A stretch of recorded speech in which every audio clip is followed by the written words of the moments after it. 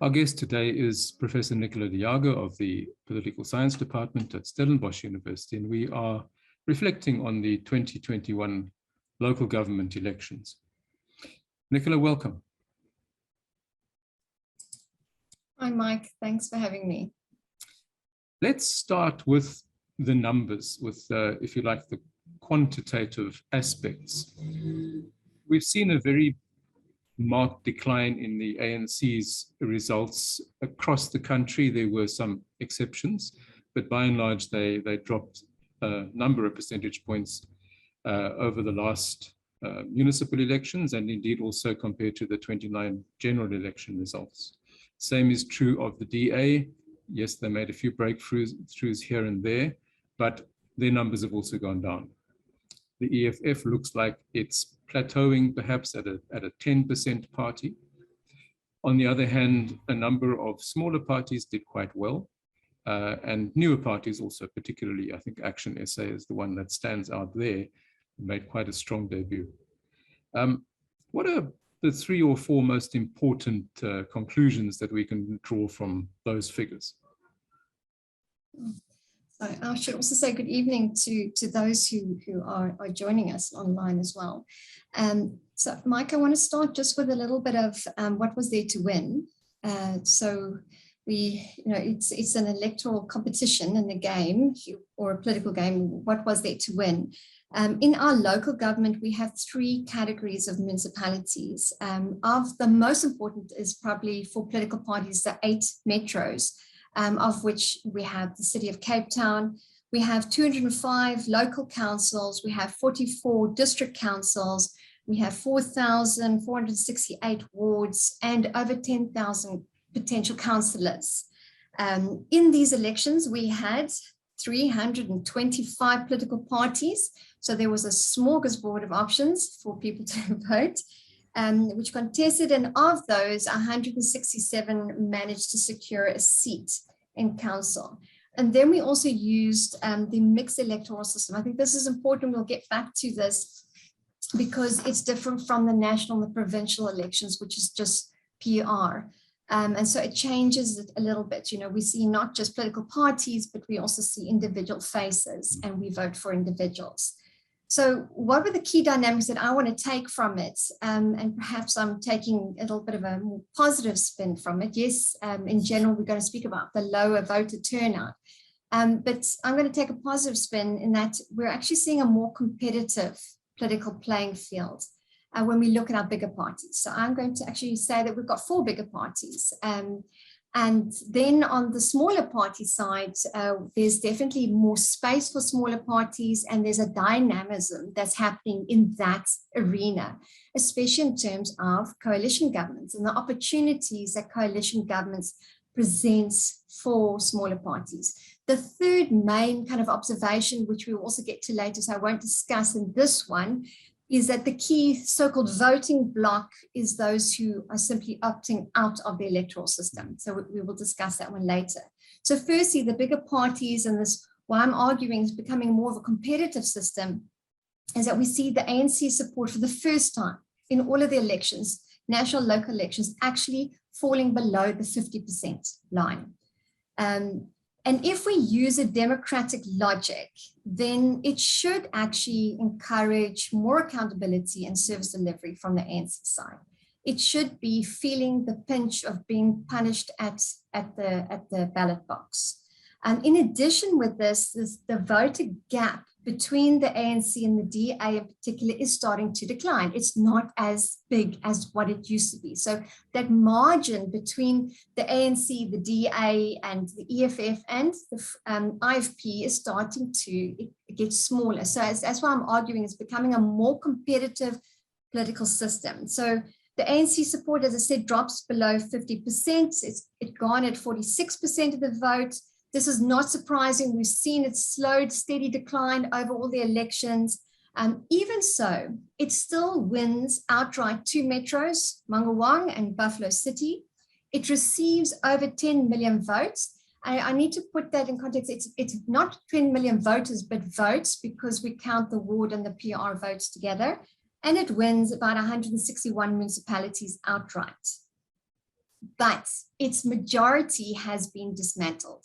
It is not the dominant party that we used to see. So we see the potential for a move into more competitive elections, and we're hoping that this will start to put pressure on the ANC to change its ways, to start appointing competent people, to move towards good governance, where it and its officials act in public interest and not in private interest, and where it moves towards service delivery. So that is the hope. On the DA side, we see it's also down from the last local elections. It received 27% of the votes in 2016, but it's slightly up from the last national election. So it garners 22% of the vote. It has over 5 million votes and wins outright about 24 municipalities, and it gains control again, or it's maintained control over the metro, the city of Cape Town. The EFF increases its voter share from 8% to 10%, but this was for me interesting, is that it wins no municipalities outright. And this is why I wanted to bring in the fourth party, which is the IFP, because although it receives less, it receives 6% of the vote, it wins about 10% of the municipalities outright. So it actually places it in a position to govern, unlike the EFF at the moment. Okay, so that's my one point around the bigger parties. The smaller parties and the opportunity that we start to see around the coalition governments is also interesting. So there's this dynamism that's coming into the political arena. And this might be the moment for your more viable, and I want to say viable, smaller parties. And the campaigning of the DA was for me interesting because they appeared to be campaigning against the smaller parties. Yeah. So they seem to be wanting to push this idea of a two-party system. You vote the ANC or you vote the DA. And then if you hear in some of the radio campaigns, they were saying, don't vote for the smaller parties. You're going to lose your vote. It's a vote loss. And we'll get to the PR system because that's not actually completely true. But it seemed that they were campaigning. They saw where their challenge was actually in the smaller viable parties, and they seemed to be campaigning against them. So I think what is happening with the coalition and these hung councils and these 5 metros is that it creates an opportunity for smaller parties to punch above their electoral support weight. And in that, they can obviously start to offer the opportunity to have their electorates or their constituencies issues brought to the fore. They can also obviously gain positions of decision-making power, which they wouldn't normally have had. So as I said, there was a smorgasbord of parties to choose from. And there was also, I just want to recognize that there were definitely unviable smaller parties. So some of the ones that I took out was the Disrupt Party. This was in Johannesburg. They garnered 200, that was for me quite interesting, 279 votes. The R Aging Africa with 103 votes. The Khoisan Kingdom and all, and there were actually a number of Khoisan parties with 38 votes. The Knysna Social Democratic Party with 28 votes. And the one winning from the bottom with 1 vote was the Voters Independent Party. So obviously those smaller parties, unviable parties, didn't actually gain any representation in terms of seats. But some of the smaller parties, if we start looking at the more viable smaller parties, which are interesting, we've got Action SA, definitely the new kid on the block. It's third actually in the city of Johannesburg with 16% of the vote. And then we've also got, in sharing this 5th place in terms of the vote share, overall vote share, we've got Action SA, and then we've got the Freedom Front Plus. Both of them getting about 2.3% of the vote. But the Freedom Front Plus is interesting because we started to see the slow increase in its support. And its share almost tripled from the last national elections to the current elections. And obviously giving it a number of seats, 220 seats. Both of these also, and also if we bring in the next one, the African Christian Democratic Party, tend to represent more center-right in terms of economic policy. And this is for me interesting, is that there seems to be perhaps the more moderates in terms of economic policy, trying to find parties which represent their interests, your more conservative voter looking for who can represent the interests. And I wonder if they're starting to find this in these smaller parties, which tend to be more pragmatic, market-led, and more conservative and in their views. The importance of this is that with smaller parties and coalition governments is that the influence increases. They can, as I said, put the constituencies' issues on the table. They become more interesting for career politicians. They can offer council seats. There's a potential political future for people in these parties, and they get access to public funding. And obviously this then begets more support and more opportunities in the future. Yeah, so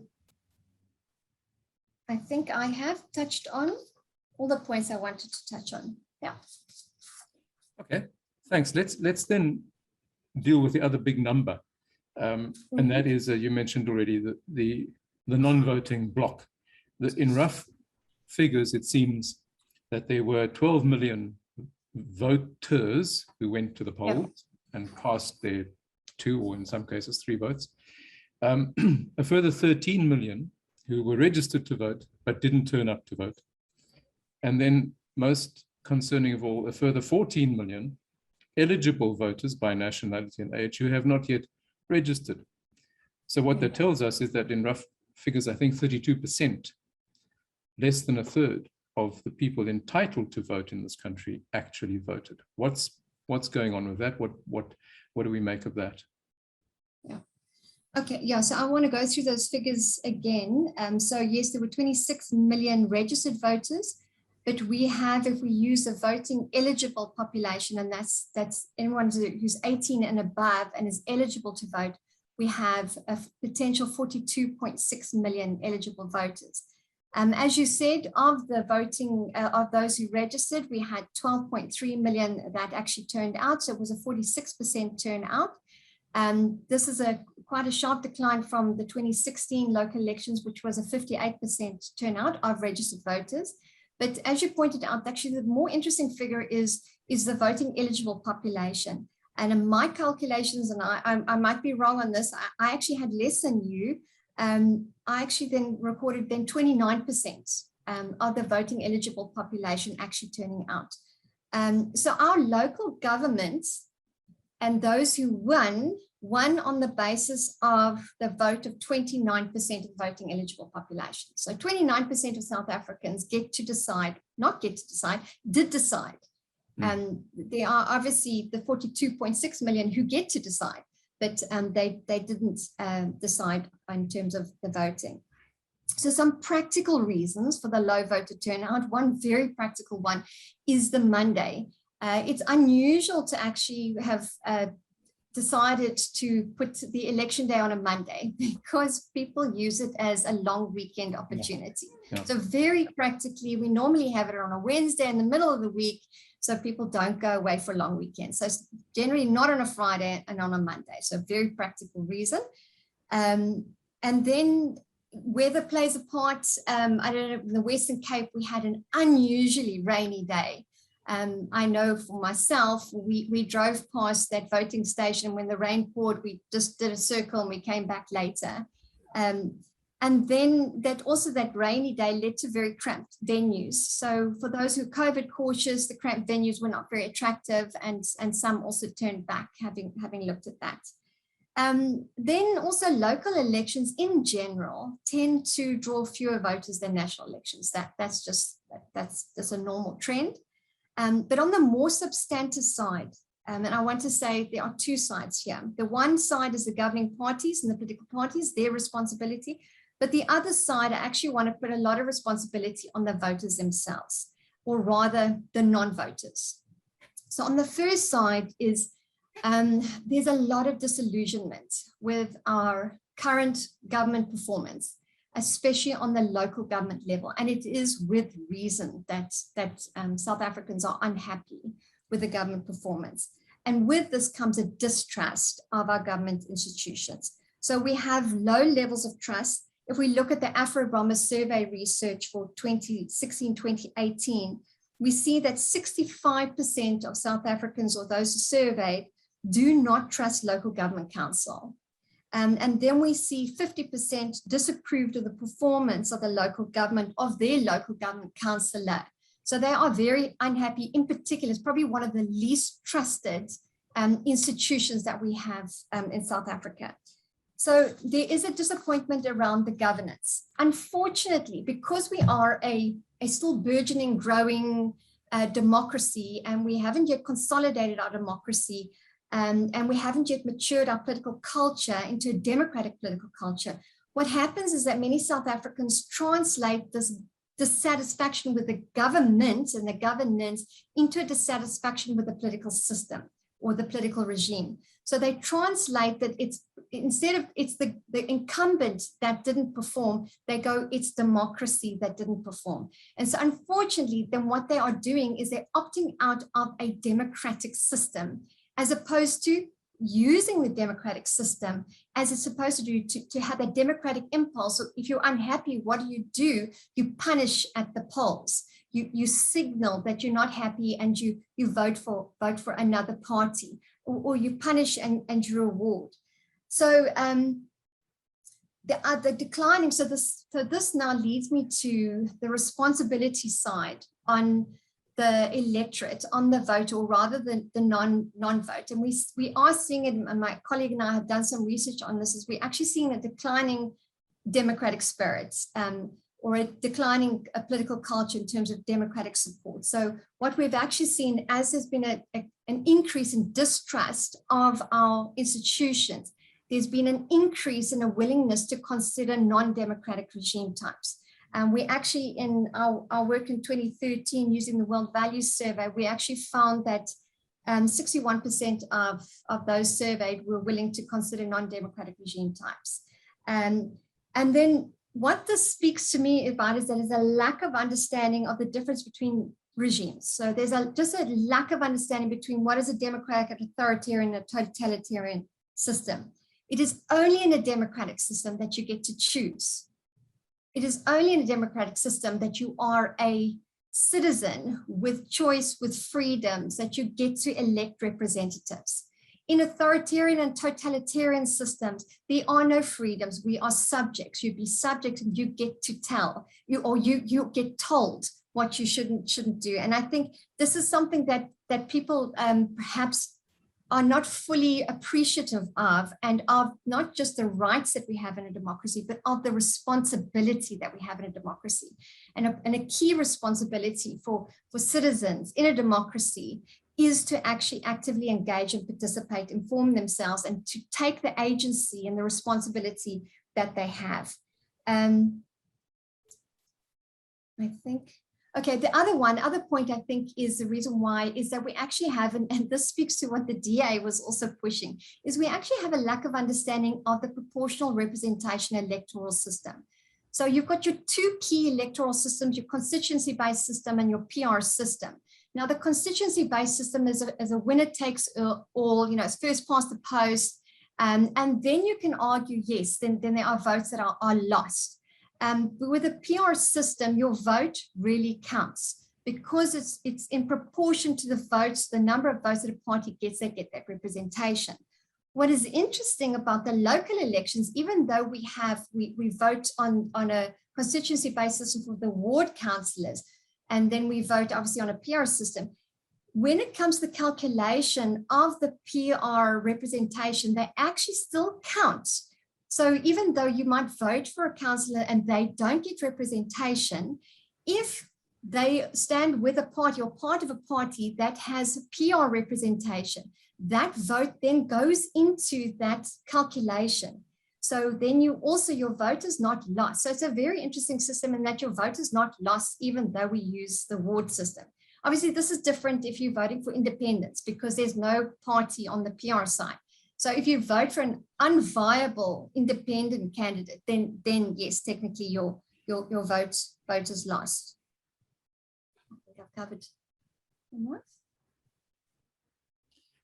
Okay, and I suppose linked in there also is the enduring fact that so many of our voters are so loyal to their political party or the political party that they've supported previously, that when they become disillusioned or upset with it, their response is merely to stay at home and register a protest rather than transfer their vote to someone else. And as long as that pertains, we're not really having an effective multi-party system working, are we?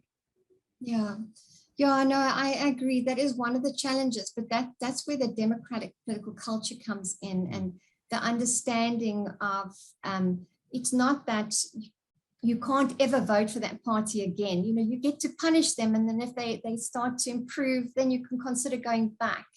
But the concern is, and I meant to make this point, is that a no vote does not translate into political change.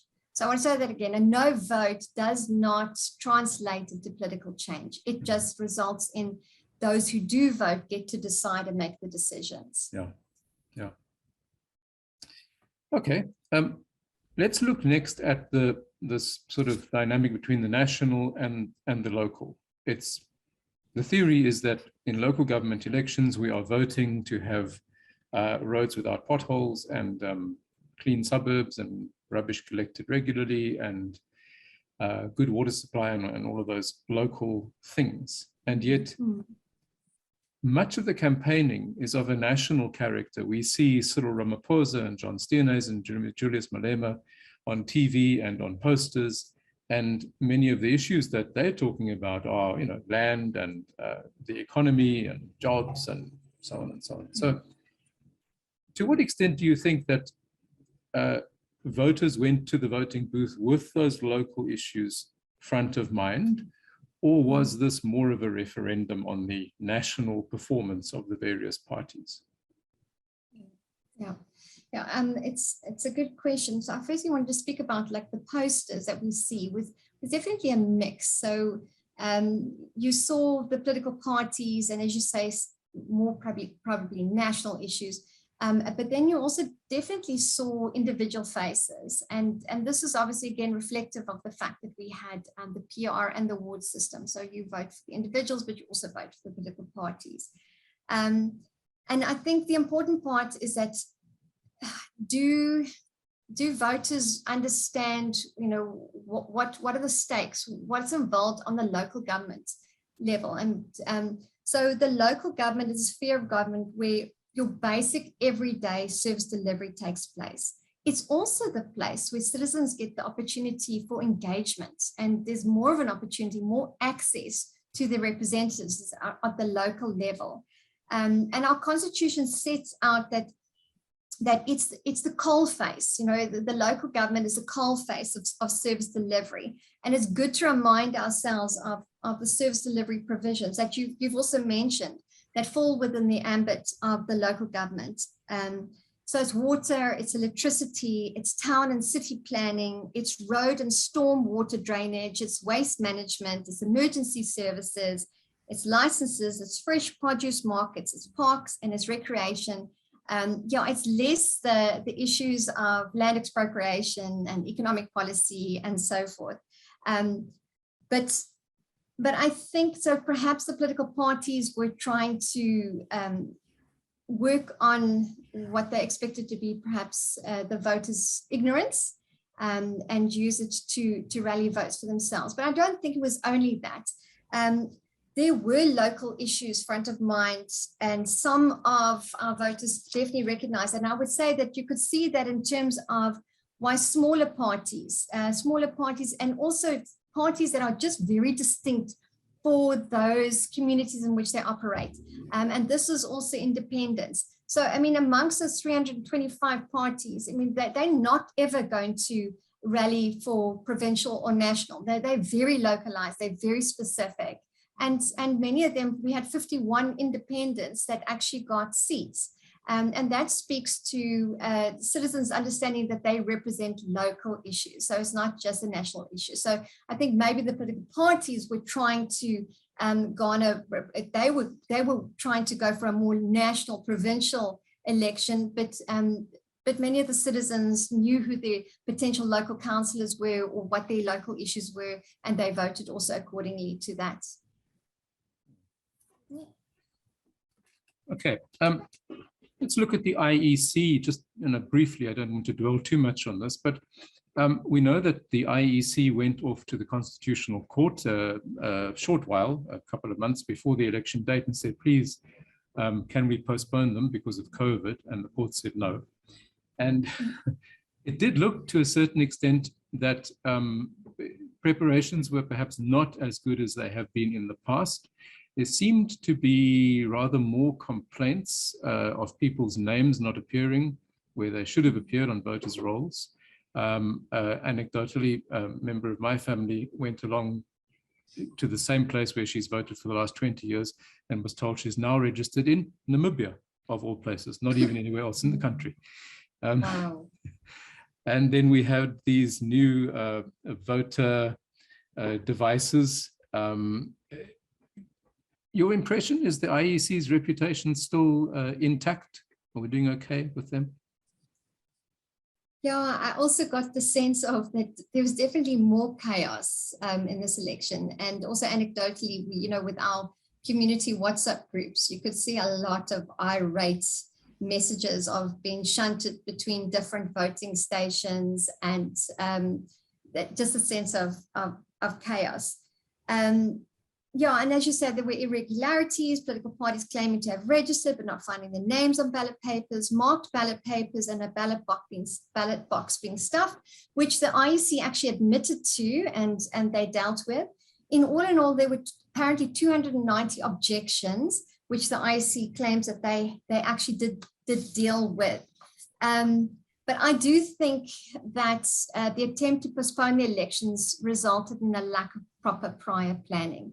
And the local elections is a lot more complicated than your national and your provincial elections, because you either have two lists or you've got three lists, and each of those lists is obviously very distinctly different, because you've got to account for those councillors and those potential candidates. So I do recognize that there was a short period of time. I think they had 42 days in which to get the whole electoral timetable in place. And I mean, maybe it was also partly their own fault. There's something that they had created themselves, but it's a complicated election to get ready. And then the voters obviously needed to be at the proper voting station, because it's different again from a national or provincial. You have to go to your voting station. So again, I want to also, yes, the IEC, I'm not sure if this is a fair reflection of forever, rather than, a case of having very short period of time in which to organize a rather complicated election. But I have worked for the IEC on for the local elections and for the national elections. So I have a little bit of sympathy for the voting station and the voting station staff. And we also need to look at the uninformed voter, and they also need to bear some of the responsibility for the chaos. I found the IEC website to be incredibly informative, and more so than I have in the past. So, you could go into the IEC website and you could put in your ID number and it would tell you where your voting station is. You've got the SMS number and they will tell you where your voting station is. What I heard is that political parties phoned people and then confirmed the voting station, but they didn't actually have the latest information. So sometimes it was actually political parties giving incorrect information and people not going directly to the IEC website and finding out. What is also interesting for the first time is that you can actually go onto the IEC website and in your ward, see the ballot papers and who the potential candidates would be. And I found that incredibly helpful. So, yes, there was a chaos, but also, if you didn't check your voting station before you arrived, it's not always the IEC officials' fault. Yeah, true enough. Yeah, I think you're right to point to the, shall we say, sort of relatively high-tech capacities, what you can find out online. There were a couple of civil society organizations also publishing information about who was standing in the different wards and so on. Yes. All of which is obviously very, very good, but it does kind of sometimes reinforce that the divides in the country between, those who have access to online resources and connectivity and those who don't, the urban-rural divide, etc. So, yeah. But I think, I would agree, we still can be, I think, quite proud of our electoral commission and the way that they do their job. Let's move to another thing that we have mentioned and try to unpack a little bit, the coalitions. So we had more hung councils this time than ever before. I think 66 ended up. That's pretty much a quarter of all the municipalities. No one had an outright majority. And that was also the case in 5 out of the 8 metros. Let's just deal with the question quickly. There's a question in the Q&A box about what are the rules for rerunning elections. As I understand it, the councils have, or the elected representatives have 2 weeks from the formal announcement of the results to elect councils, elect mayors and speakers and other office bearers. That time period, I think, runs out tomorrow night, because it was 2 Thursdays ago that the official announcement came out. If they fail to do that, then there's provisions for the relevant province to put that municipality into administration and to continue administering it until such time as the parties either manage to reach agreement or by-elections are held to re-elect a set of councillors for that municipality. And while that might not be too much of a headache in a small district municipality with 10 members, it's going to be terrible if we have to do that in Johannesburg and Tshwane and eThekwini and the big cities, and obviously a vast expense. So forming coalitions is crucial, and yet it seems that most of the political parties and their leaders don't have a sense or a willingness to compromise, to everyone's got principles that are sacrosanct, and you've got to do it my way, otherwise I'm not talking to you. And the EFF is insisting that the stem must be dropped and land must be expropriated before they'll go into a coalition. Herman Mashaba is saying there are no big parties and small parties. I want to be the mayor. And do our parties have the maturity to get into coalitions in the first place and then make them work? This again, just to speak to the stakes of why is this important and why the negotiation is important, is that often it's around the decision-making positions. So will we agree to vote for your representative or your candidates, for positions such as the speaker, the chief whip, and the mayor. So these are important positions and decision-making positions, and that's why it's quite competitive.